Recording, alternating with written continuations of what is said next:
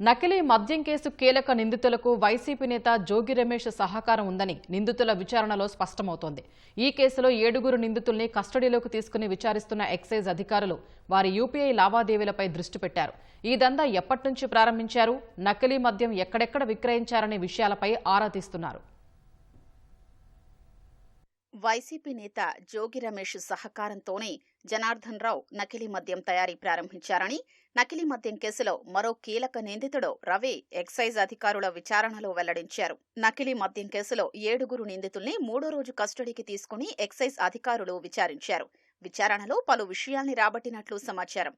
ఈ కేసులో A4 Ravi, A7 Badal Das, A8 Pradeep Das, A11 Srinivas Reddy, A12 Kalyan, A15 Ramesh Babu, A16 Allah బక్షలను ఎక్సైజ్ అధికారులు విచారిస్తున్నారు. ఇంకో 2 రోజుల పాటు విచారణ కొనసాగనుంది. విజయవాడ ఈస్ట్ ఎక్సైజ్ కార్యాలయంలో విచారణ జరుపుతున్నారు.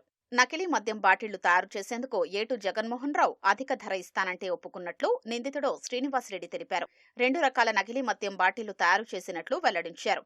సరకు అందిన తర్వాత లెక్క చూసి నగదు ఇచ్చేవాడని పేర్కొన్నారు. కేసులో కీలక నిందితుడు జనార్దన్ రావు వైసీపీ నేత జోగి రమేష్ గురించి పలుసార్లు తన వద్ద ప్రస్తావించినట్లు నిందితుడు రవి విచారణలో వెల్లడించారు.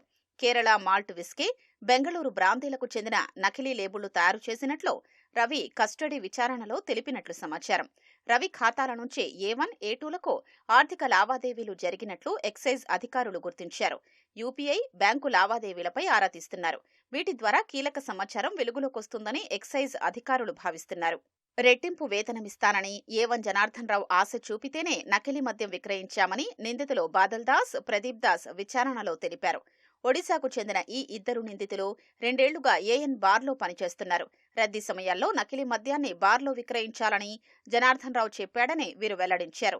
నకిలీ లేబుళ్లు తయారు చేసేందుకు లెటర్ కూడా తెచ్చారని నిందితుడు అల్లా బక్ష్ తెలిపాడు.